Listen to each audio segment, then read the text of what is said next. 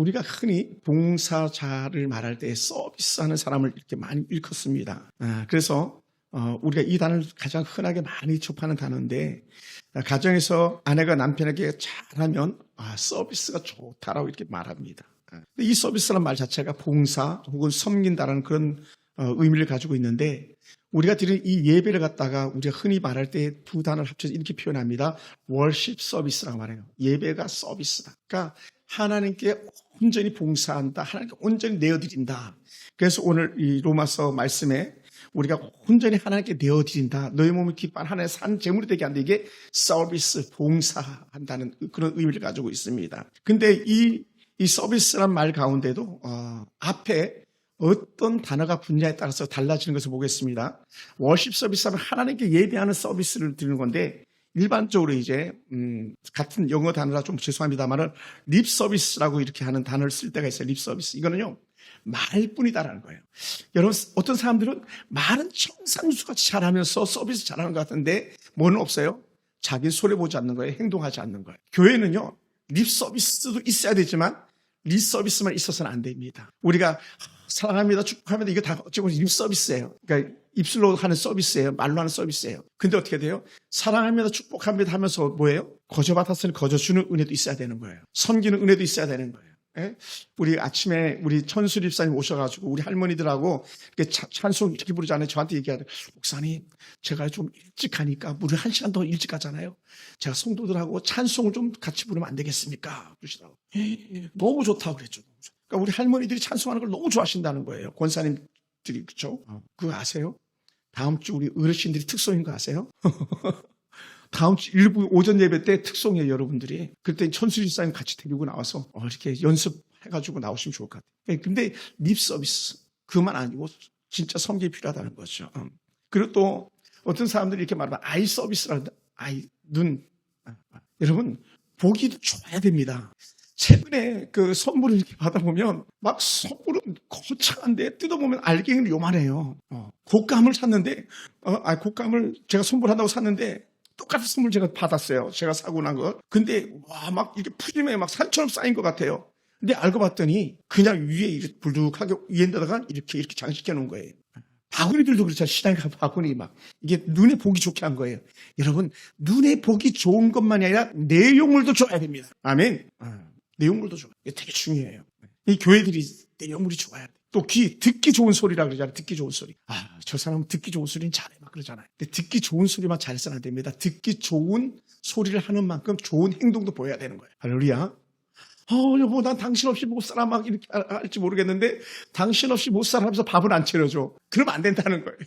권사님 안 그러시죠? 워낙 잘 하시니까. 부인들이 그럴 수 있어요. 여보, 난 당신 없이 못 살아 하면서 밥은 먹거나 말거나 막 이렇게 합니다. 자신놈들도 그러잖아요. 그죠? 밥 너무 좋아요. 줄 때만 좋아하는 거예요. 그러면 안 된다. 항상 좋아야 돼. 항상. 따라해보셔서 항상 잘합시다. 서비스. 잘 섬깁시다. 항상. 그러니까 우리는 항상 잘해. 여러분들이 듣는 이어 서비스에서 이렇게 막 잘못되면 이렇게 갈 수 있는 거예요. 목사님, 설교하세요.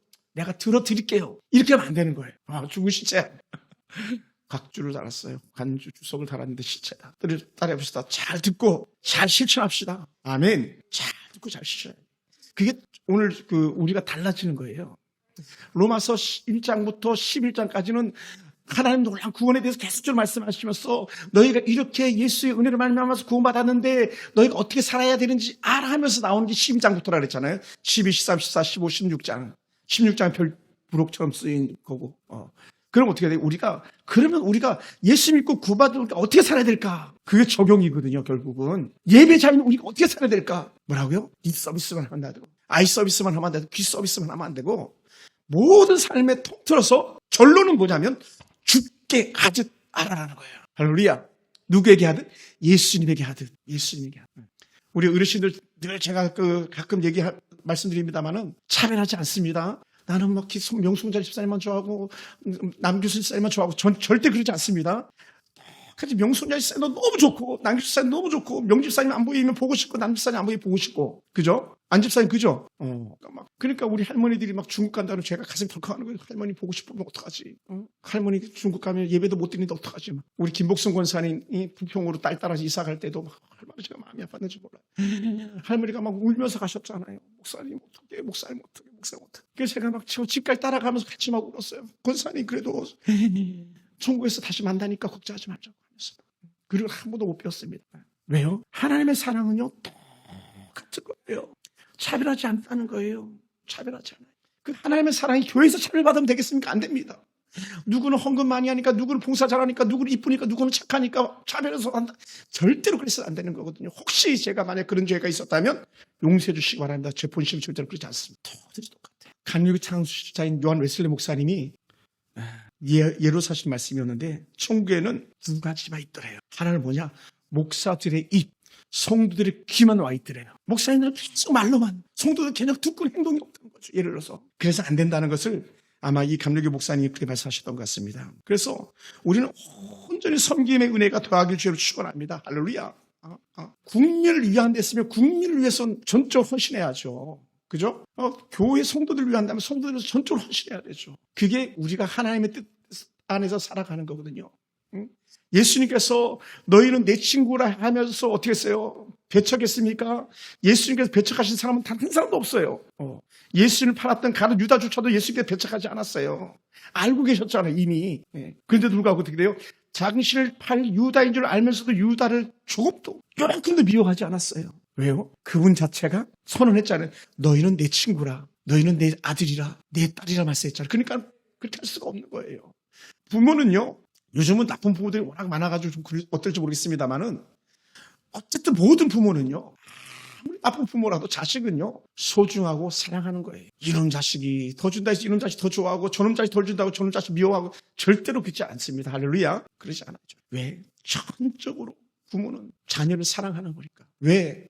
생명 걸고 그 자녀를 낳았잖아요. 생명 걸고. 대은이 생명 걸고 놓은 거 아니에요? 뭐 배 갈라도 생명 걸고 놓은 거고요. 자연분만 해도 생명 걸고 놓은 거예요. 오죽했으면 옛날 어르신들은 아이 노릇을 할 때 신발 한 번 더 쳐다보고 들어간다잖아요. 왜? 저 신발 다시 신을 수 있을까? 그렇게 힘에 겹도록 생명을 걸고 낳은 아들인데 누군들 사랑하시지 않겠냐는 거예요.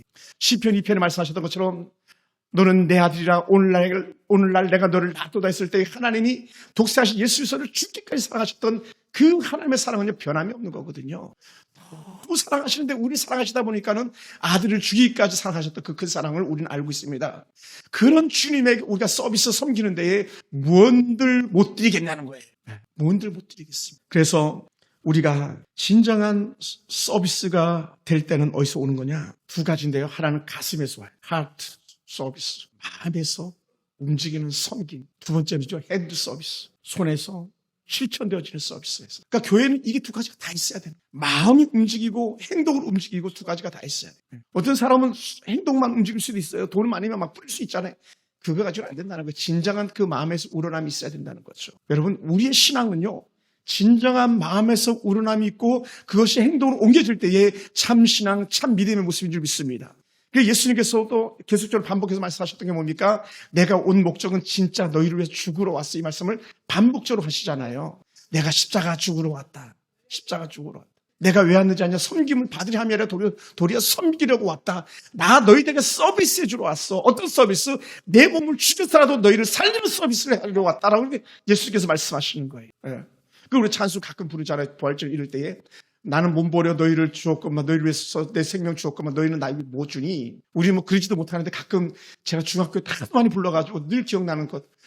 내게 있는 것을 내게 있는 모든 것을 주께 드리네. 내게 있는 모든 것을 주께 드리. 헌금 쏘갈 때 꼭 그 노래를 부르더라고. 여러분이 언제 내게 있는 모든 걸 다 주었습니까? 그런데 누가 그 찬양 부르는데 얼마나 뜨끔뜨끔합니까? 사실은 100분의 1도 안 주면서 10분의 1도 안 주면서 다 줬다고 고백하는데 사실은요. 우리 하나님은 우리를 서비스 완전하게 다 주신 줄 믿습니다. 그것이 예수 그리스도 죽으심이에요. 하나님의 아들이신 예수님이 이 땅에 오신 것 주신 거예요.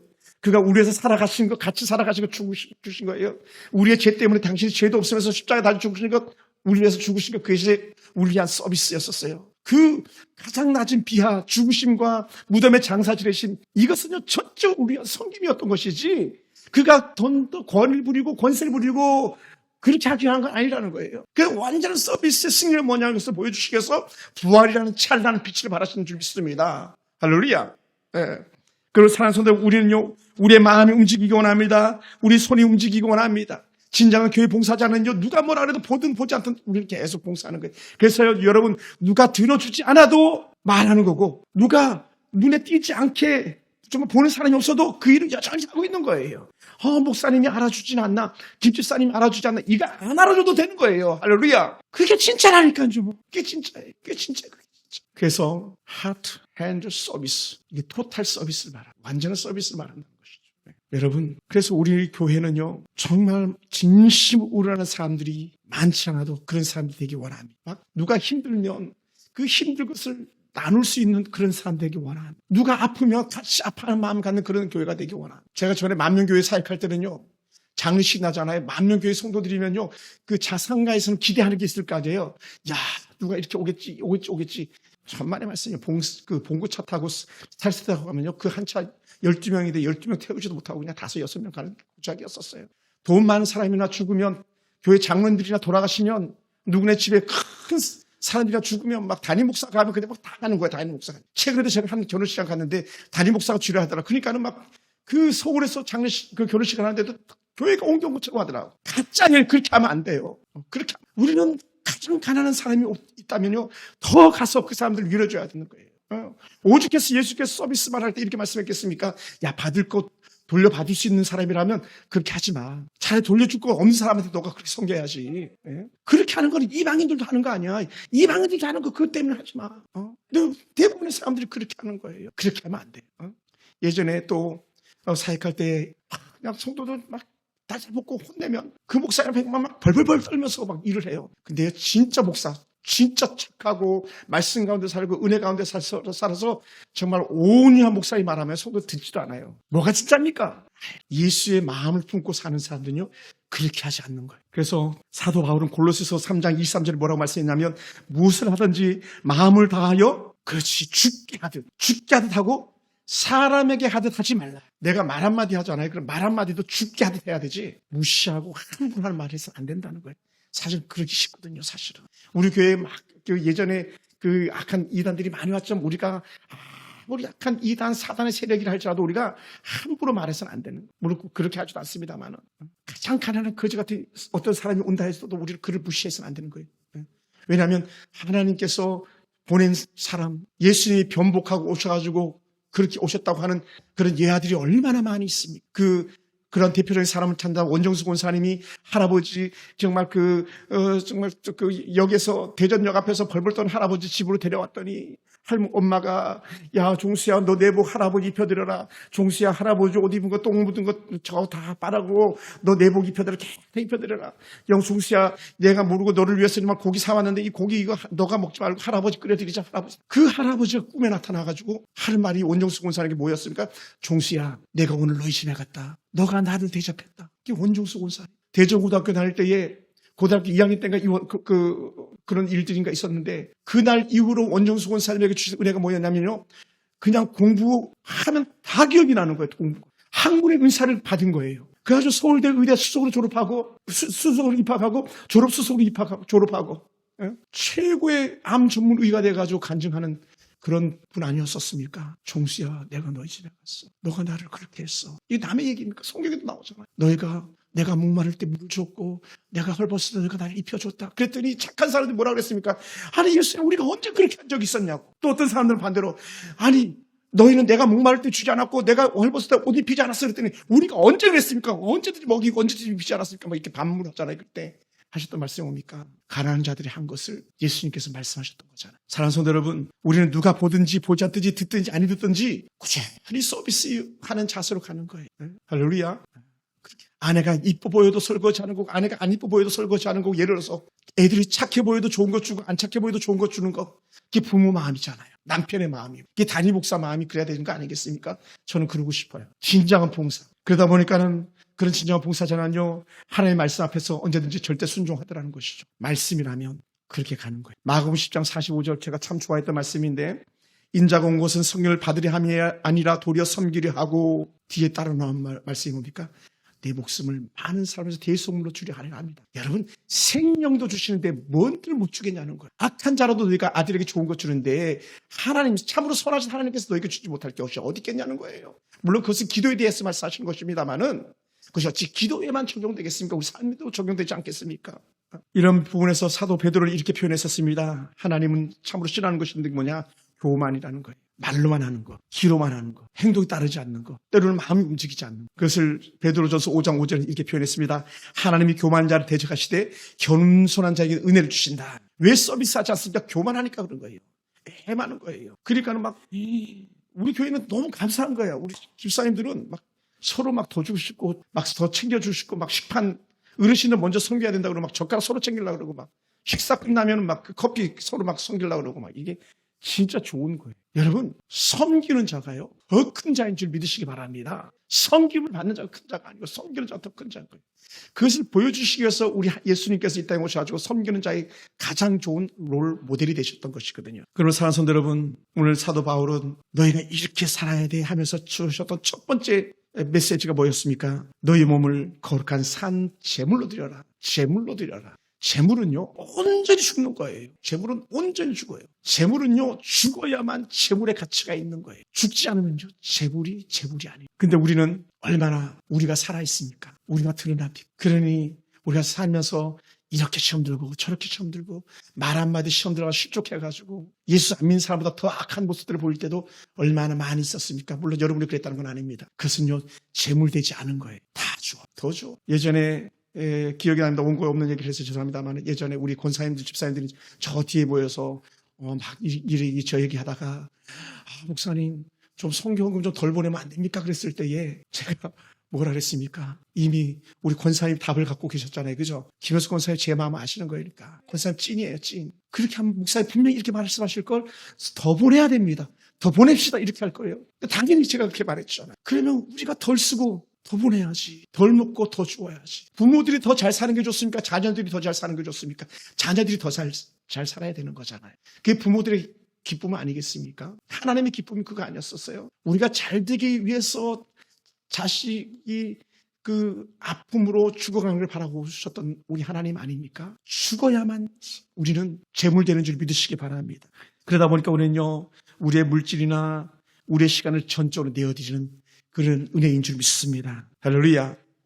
그래서 하나님께서 이런 은혜를 우리가 잘 감당할 수 있도록 주신 것이 뭐냐? 우리에게 성령을 보내주신 거예요. 성령 안에서 우리가 사랑하고 성령 안에서 온전히 섬길 수 있도록 만들어줄 줄 믿습니다. 그것이 고린도전서 12장이 은사장인데요. 13장도 은사장이 되었던 거예요. 그리고 14장도 은사장으로 넘어가. 다양한 신령한 은사들을 많이 주셨는데 그 모든 은사들은 성령을 통해서 오는 것인데 그 성령의 놀라운 은혜 가운데 쓰임받다 보니까는 결국은 그 성령의 폭발적 역사의 마지막 엔터키는 뭐냐? 사랑이었던 것이죠. 믿음과 소망과 사랑 중에 그중에 제일 사랑이라. 다양한 신령한 은사. 방을 하죠. 우리는 꽹과리 같이 되어버리고 만다 그랬잖아요. 사랑이 없으면 아무 소용이 없다 그랬잖아요. 그것이 뭡니까? 온전한 서비스. 온전한 봉사를 말하고 있었던 거거든요. 사랑하는 성도 여러분, 하나님께서 우리에게 성령을 주셨던 특별한 이유에 대해서 봉사자를 위해서 주셨다는 은혜 말씀을 제가 다같이 한번 적용해 보는데 이렇게 말합니다. 고린도전서 12장 7절에서 뭐라 표현했냐면 각 사람의 성령을 나타내심은 유익하게 하려 합니다. 자신을 유익하게, 공동체를 유익하게. 그래서 초대교회가 폭발적인 은혜 가운데 자랐던 역사가 뭐냐? 성령이 함께 하신 역사, 성령이 우리 교회를 유익하게 하고 개인을 유익하게 하셨던 역사였던 것이죠. 반대로 사단은 성령을 방해하는 역할 가운데 쓰임받죠. 그것이 바로 뭐였냐면 욕심이었던 거죠. 그래서 바나바와 아나니아 삽비라 이 관계 속에서 나타나는 관계는 뭐냐? 바나바는 전적으로 모든 걸 주께 드리는 은혜였었고 아나니아와 삽비라 부부는 욕심으로 시작됐던 것, 성령으로 시작하지 않았던 것, 요걸 말하고 있었던 것이죠. 그래서 우리에게 주시는 은혜 교훈의 말씀들이 가끔 있습니다. 우리가 은혜로 시작해가지고 욕심으로 맞춰서는 안 됩니다. 성령으로 시작해서 우리 성령으로 맞춰야 될 사람들입니다. 은혜로 구원받은 우리가 거절받은 그 은혜를 끝까지 지켜내가는 은혜가 우리 가운데 있기 원합니다. 그것이 뭡니까? 바로 하나님께 온전히 드려지는 예배자였던 것이죠. 그래서 오늘 우리가 읽었던 12장 말씀에서 우리에게 주셨던 은혜 말씀 7절, 2절입니다. 너희는 이 세대를 본받지 말고 오직 마음을 새롭게 하는 변화를 받아 하나님이 선하시고 기뻐하시고 온전한 뜻이 무엇인지 분별하도록 하라. 어떻게 살 것인지 분별하라. 어떻게 행동할 것인지 분별하라. 직분에 걸맞는 아름다운 은혜가 우리 가운데 있는 것을 분별해낼 수 있게 주시기를 축원합니다. 할렐루야. 각 사람이 주신 은사대로 각 사람이 주신 다양한 은혜를 받은 것들 하나님께 올려드리는 그런 진정한 봉사자, 하나님을 섬기는 봉사자의 사명을 우리가 감당할 수 있길 주여 축원합니다. 할렐루야. 기도하겠습니다.